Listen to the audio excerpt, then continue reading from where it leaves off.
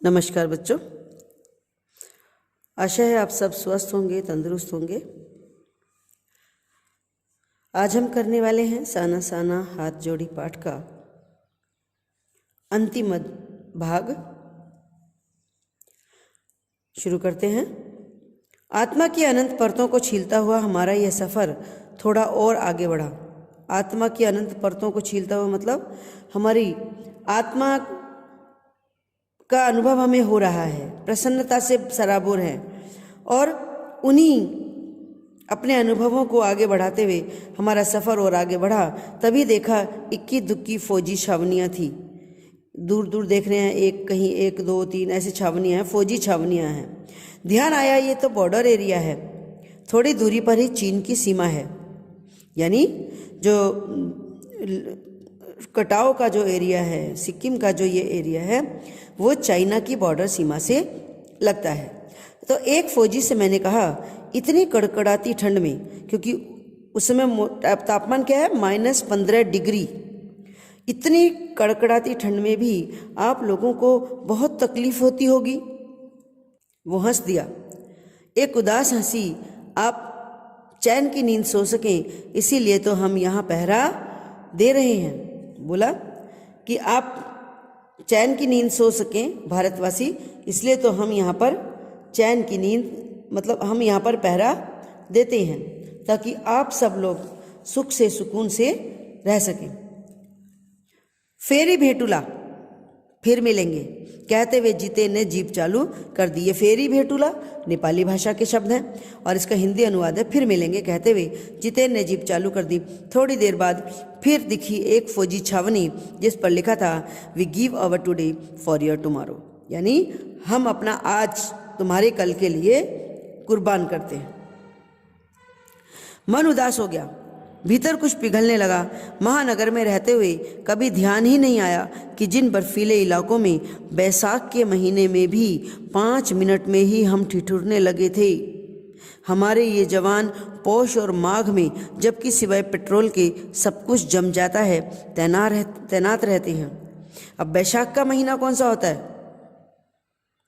बैसाख का महीना होता है अप्रैल का महीना, ठीक है। तो क्योंकि अप्रैल के महीने में ही गई है वो वहाँ पर, तो वो ये सोच रही है कि जब अप्रैल के महीने में -15 डिग्री टेम्परेचर है और उसमें हमारे फौजी पहरा दे रहे हैं, जहाँ पर वो खड़ी नहीं हो पा रही है, उसके पैर सुन्न हो रहे हैं, और वो लोग उस समय वहाँ पर पहरा दे रहे हैं। तो जब देश में माघ और पोष का महीना आता है, जब जनवरी और दिसंबर का महीना होता है, तब जब पेट्रोल के अलावा हर चीज़ जम जाती है, तब ये फौजी यहाँ पर तैनात रहते हैं, हमारी रक्षा करते हैं।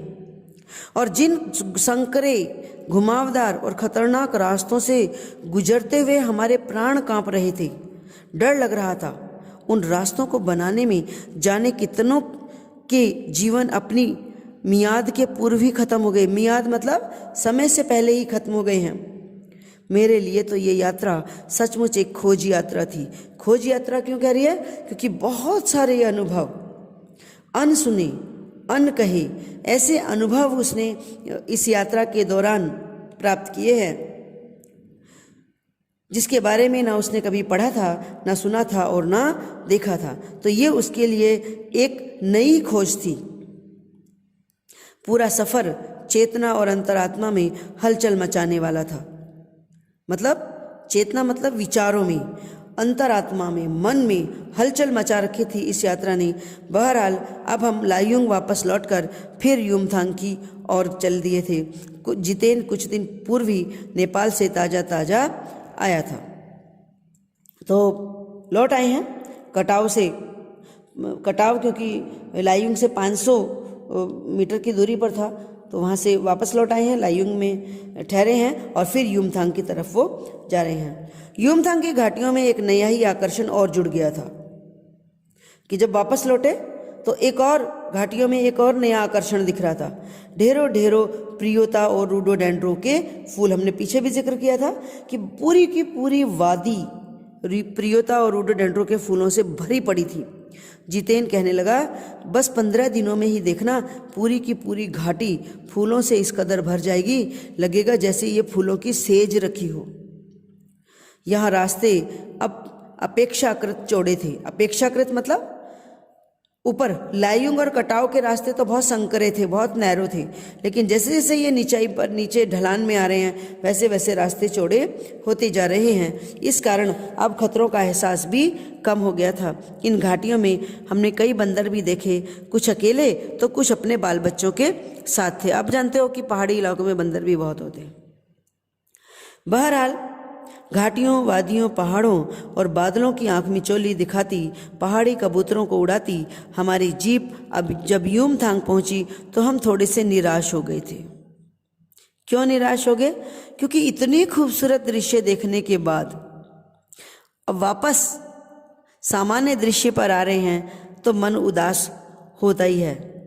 बर्फ से ढके कटाव के हिम शिखरों को देखने के बाद यूमथांग थोड़ा फीका लगा और ये भी एहसास हुआ कि मंजिल से कहीं ज़्यादा रोमांचक होता है मंजिल तक का सफ़र।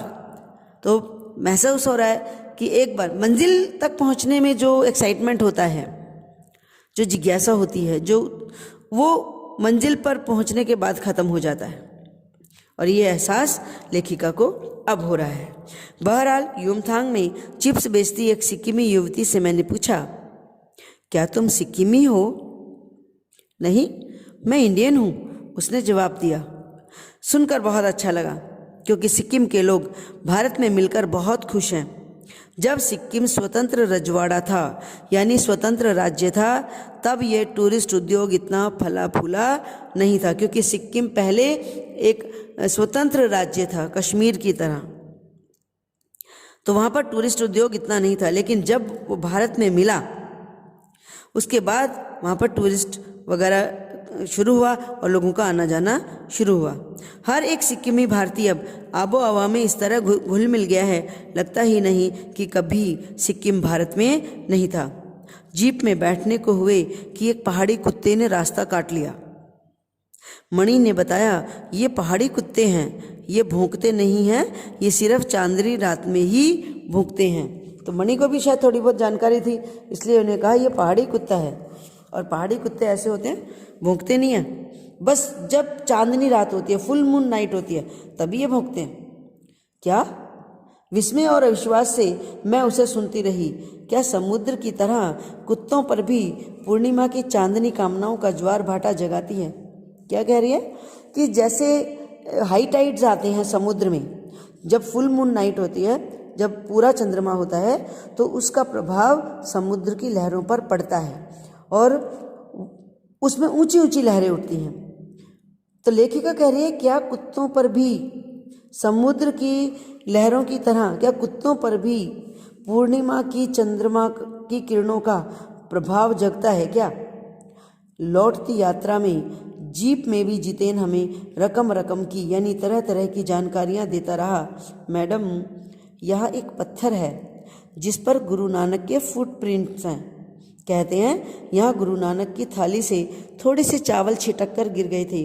जिस जगह चावल छिटक कर गिरे थे वहाँ आज भी चावल की खेती होती है। करीब 3-4 किलोमीटर बाद उसने फिर उंगली उठाई और कहा, मैडम, इसे खेदुम कहते हैं। ये पूरा इलाका 1 किलोमीटर का एरिया है और यहाँ देवी देवताओं का निवास है, इसलिए यहाँ जो भी गंदगी फैलाएगा वो मर जाएगा। ऐसा माना जाता है कि ये 1 किलोमीटर का जो एरिया है, यहाँ पर माना जाता है कि देवी देवताओं का निवास है, इसलिए यहाँ पर कोई गंदगी नहीं फैलाता है। अगर कोई गंदगी फैलाएगा तो वो मर जाएगा। तो तुम लोग पहाड़ों पर गंदगी नहीं फैलाते क्या? लेखिका ने फिर पूछा। तो उसने जीभ निकालते हुए कहा, नहीं मैडम, पहाड़, नदी, झरने, हम इनकी पूजा करते हैं। इन्हें गंदा करेंगे तो हम मर जाएंगे। ये जितेन की सोच ये बता रही है कि पहाड़ी लोग जो होते हैं, पहाड़ों पर रहने वाले लोग जो होते हैं, वो प्रकृति से कितना डरते हैं, उसका कितना सम्मान करते हैं। डर कर ही सही, कम से कम वो प्रकृति का सम्मान तो करते हैं, कम से कम वो उसके साथ अन्याय तो नहीं करते, उसको गंदा तो नहीं करते।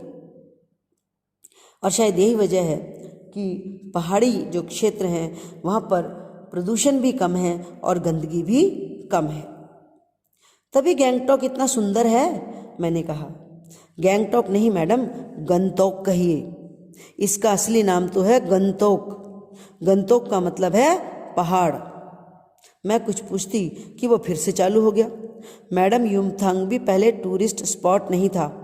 ये तो किसी सिक्किम जब भारत में मिला तो उसके भी कई सालों के बाद भारतीय आर्मी के कप्तान शेखर दत्ता के दिमाग में आया कि यहाँ पर सिर्फ फौजियों को रखकर क्या होगा।